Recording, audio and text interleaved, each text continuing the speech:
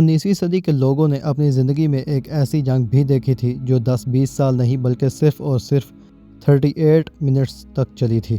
تاریخ میں ایسا پہلی بار ہو رہا تھا کہ کسی جنگ کی خبر کہیں تک پہنچنے سے پہلے ہی جنگ ختم ہو گئی۔ افریقہ میں لڑی جانے والی اینگلو زنزبار وار کو جینیس بک کی طرف سے دنیا کی سب سے چھوٹی جنگ ہونے کا ورلڈ ریکارڈ بھی مل چکا ہے۔ پر سوال یہ ہے کہ اینگلو زنزبار کی یہ تاریخی جنگ کن دو ممالک کے درمیان ہوئی تھی اور محض پونے گھنٹے کے اندر اندر اس کا فیصلہ کیسے ہو گیا؟ السلام علیکم ناظرین، یہ تاریخی جنگ اس جزیرے پر ہوئی تھی جو کہ انڈین اوشین میں زنزبار کے نام سے ایک آئی لینڈ کنٹری ہوا کرتی تھی۔ ایسٹ افریقہ کے کوسٹ سے صرف 40 کلومیٹر دور زنزبار سلطنت عمان کے کنٹرول میں ہوا کرتا تھا۔ سب کچھ ٹھیک ٹھاک چل رہا تھا، لیکن پھر انٹری ہوئی ایک ایسی پاور کی جس نے پالیٹکس کے ذریعے اپنا راج زنزبار اور ایسٹ افریقہ پر چلانے کی کوشش کی۔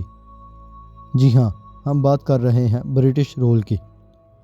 ایسٹ افریقہ میں زنزبار آئی لینڈ پر برٹش امپائر کی بہت پہلے سے نظر تھی۔ ان کو یہاں کی اسٹریٹجک لوکیشن کا فائدہ اٹھا کر یہاں کے قیمتی ریسورسز کو کیسے بھی کر کے اپنے کنٹرول میں لے کر آنا تھا۔ برٹشرز خود کو کافی ماڈرن سمجھتے تھے، خاص طور پر ایسٹرن کنٹریز کے مقابلے میں، یعنی انڈیا، افریقہ اور کئی عرب ممالک۔ لیکن چونکہ زنزبار آئی لینڈ عمان کے کنٹرول میں تھا اور برٹشرز کا یہ خواب تب تک پورا نہ ہو پاتا جب تک اس کو عمانی امپائر کے کنٹرول سے باہر نہ نکالا جائے۔ اس وقت عمان کے سلطان سعد بن سلطان تھے۔ یہ ایک بہت ہی نڈر، اپنے اصولوں پر کسی بھی طرح کا سمجھوتا نہیں کرتے تھے۔ یہی وجہ تھی کہ اکثر یہ لائن آف عمان کے نام سے بھی پہچانے جاتے تھے۔ اب ظاہر ہے کہ ان کے رہتے ہوئے برٹش امپائر کا عمان کے کسی بھی حصے پر قبضہ کرنا ممکن نہیں تھا۔ 1856 میں جب ان کی موت ہوئی تو عمان کے تخت کے لیے ان کے بیٹوں میں پھوٹ پڑ گئی۔ یہی وہ وقت تھا جب عمان دو حصوں میں تقسیم ہو گیا۔ بڑے بیٹے سوینی بن سعد نے عمان کا تخت سنبھال لیا اور چھوٹے بیٹے ماجد بن سعد نے زنزبار کو الگ کر کے ایک الگ ملک بنا لیا۔ زنزبار جو پچھلی کئی صدیوں سے عمان کا حصہ رہا تھا، ماجد بن سعد کے اس فیصلے سے کئی عرب سلطانوں نے زنزبار کو الگ ملک تسلیم کرنے سے انکار کر دیا۔ برٹش امپائر کے پاس اس سے اچھا موقع نہیں تھا۔ انہوں نے فوراً ماجد بن سعد کے سر پر اپنا ہاتھ رکھا اور زنزبار کو الگ ملک تسلیم کر لیا۔ کیسے بھی کر کے برطانوی حکومت اب یہاں کی پالیٹکس میں انٹر ہو چکی تھی۔ زنزبار کی مین سورس آف انکم یہاں موجود دنیا کی آخری سلیو مارکیٹ تھی، یعنی وہ مارکیٹ جہاں غلاموں کی ٹریڈنگ ہوتی تھی۔ غلاموں کو افریقہ کے مین نیٹ سے زنزبار آئی لینڈ تک رسیوں سے باندھ کر لایا جاتا تھا۔ شپ میں اکثر غلام اپنی رسیاں کھول کر انڈین اوشین میں کود جایا کرتے تھے۔ ان میں سے کئی بیمار پڑ جاتے تھے اور کئی صرف 40 کلومیٹر کے چھوٹے سے سفر کے دوران ہی گھٹ کر مر جاتے تھے۔ ان کی لاشوں کو بے دردی سے سمندر میں پھینک دیا جاتا تھا۔ زنزبار میں موجود غلاموں کی مارکیٹ میں ان کو بیچا جاتا تھا۔ یہاں چھوٹے چھوٹے سیلز میں کئی سو غلاموں کو تھوڑی سی ہوا اور بنا کھانے پینے کے رکھا جاتا تھا۔ غلاموں کی بولیاں ایسے لگتی تھیں کہ پہلے ان کو لائنوں میں کھڑا کر کے درختوں کے ساتھ باندھا جاتا تھا اور پھر ہر کسی کو زور زور سے کوڑے مارے جاتے تھے جس میں برداشت زیادہ ہوتی تھی اور وہ کوڑے کھانے کے بعد روتا یا چلاتا نہیں تھا۔ اس کے دام زیادہ لگتے تھے۔ سال گزرتے گئے اور زنزبار کے سلطان بھی بدلتے گئے۔ ان کو مین انکم سورس سلیو مارکیٹ اور سب سے بڑھ کر برٹشرز کی سپورٹ بھی حاصل تھی۔ سلطان کے لیے زنزبار میں ایک عالیشان محل بنایا گیا جو کہ بالکل سی فرنٹ پر تھا۔ اس محل میں سلطان کے لیے ہر وہ سہولت موجود تھی جس کو اس دور میں تصور بھی نہیں کیا جا سکتا تھا۔ سب سے بڑھ کر ایسٹ افریقہ میں یہ پہلی عمارت تھی جس میں الیکٹریسٹی کنیکشن موجود تھا۔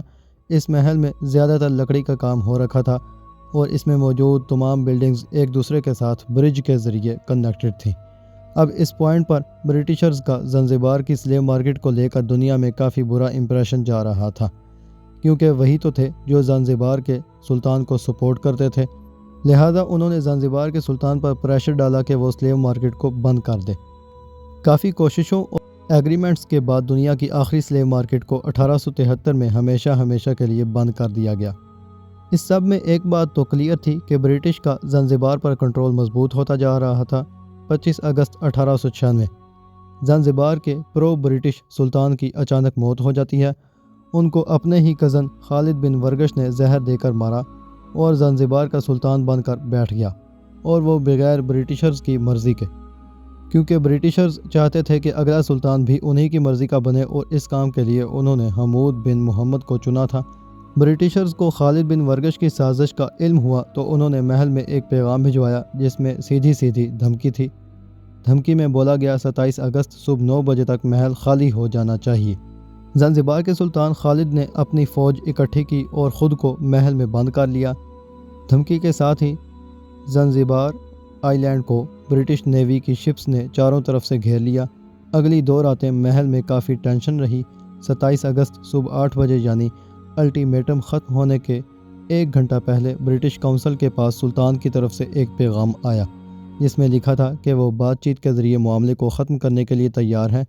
برٹش کونسل نے جواب دیا کہ بات چیت صرف تب ہو سکتی ہے کہ تم ہمارے دیے ہوئے حکم کو مان جاؤ۔ 8:30 پر سلطان نے برٹش کونسل کو ایک اور پیغام بھجوایا جس میں لکھا تھا کہ میرا اس محل کو چھوڑنے کا کوئی ارادہ نہیں ہے اور مجھے نہیں لگتا کہ برٹشرز ہم سے جنگ لڑنے کی ہمت کریں گے۔ برٹش کونسل نے جواب دیا کہ ہمارا بھی حملہ کرنے کا کوئی ارادہ نہیں ہے، لیکن اس کا مطلب یہ نہیں ہے کہ ہم حملہ کر نہیں سکتے۔ اس وقت زنزبار کے باہر 2800 سیکیورٹی گارڈز موجود تھے۔ اس میں کچھ سول لوگ، کئی محل کے اپنے گارڈز اور کئی سو سلطان کے اپنے سروینٹس اور گارڈز شامل تھے۔ اس کے ساتھ ساتھ برٹش نیوی کو ٹکر دینے کے لیے انڈین اوشین میں سلطان کے محل کے باہر ایک شپ بھی کھڑی کی گئی۔ یہ اس وقت 32,000 پاؤنڈ کی HHS گلاسکو رائل یاٹ تھی جو 1873 میں ملکہ وکٹوریہ ہی کی طرف سے زنزبار کے سلطان کو گفٹ کی گئی تھی۔ اس کے علاوہ زنزبار کی 2 سٹیم بوٹس بھی برٹش نیوی کو ٹکر دینے کے لیے موجود تھیں۔ ٹھیک 9 بجے جب سلطان کو دیا گیا برٹش کونسل کا الٹیمیٹم ختم ہوا تو برٹش نیوی کی 2 گن بوٹس، 3 کروزر شپس اور 150 میرائنز آئی لینڈ کی طرف بڑھنا شروع ہو گئیں۔ یاد رہے کہ ان 150 لوگوں کا مقابلہ سلطان کے 2800 گارڈز کے ساتھ تھا۔ ٹھیک 9 بجے 3 گن بوٹس ریکون، تھرش اینڈ سپیروز نے محل پر اندھا دھند فائر کھول دیے۔ پہلے ہی حملے میں محل کے اندر 12 پاؤنڈز کینن کو تباہ کر دیا گیا۔ حملے میں سلطان کی HHS گلاسکو رائل یاٹ کو بھی ایک ہی جھٹکے میں تباہ کر دیا گیا، لیکن چونکہ وہ ہاربر میں کھڑی تھی جہاں پانی کم تھا، اس لیے اس کا اوپر والا حصہ پانی کے باہر رہ گیا۔ گلاسکو کے گرو نے فوراً برٹش فلیگ دکھا کر خود کو سرنڈر کر دیا۔ برٹشرز کا پلان تھا کہ سلطان خالد بن ورگش کو گرفتار کر کے اسے انڈیا لے کر جائیں گے، لیکن پہلے ہی فائر پر سلطان اپنے دوسرے عرب ساتھیوں کے ساتھ چوری چھپے فرار ہو گیا۔ سلطان کے 2800 میں سے 500 سپاہی ہیوی بمباری کی وجہ سے مارے گئے۔ برٹش نیوی نے 500 شیلز، 4100 مشین گن یعنی 4100 مشین گن کے راؤنڈز اور 1000 رائفل راؤنڈز فائر کیے تھے۔ 9:37 پر برٹش نیوی کے سپاہی محل کے اندر گھس چکے تھے، جس پر بچے ہوئے پیلس کے گارڈز نے بھی سرنڈر کر دیا۔ ٹھیک 1 منٹ بعد برٹش میرائنز نے محل کی چھت پر لگا سلطان کا جھنڈا اکھاڑ دیا اور یہیں پر 38 منٹوں میں چلنے والی جنگ اپنے اختتام کو پہنچی۔ حیرت کی بات یہ ہے کہ جہاں سلطان کے 2800 میں سے 500 لوگ مارے گئے، وہاں برٹش نیوی کا صرف ایک سیلر زخمی ہوا تھا۔ بعد میں پتہ چلا کہ سلطان خالد بن ورگش نے جرمن ایسٹ افریقہ میں جا کر پناہ لی ہے۔ اس وقت ایسٹ افریقہ میں 2 بڑی طاقتیں موجود تھیں، ایک تو تھی برٹشرز اور دوسرے تھے جرمنز۔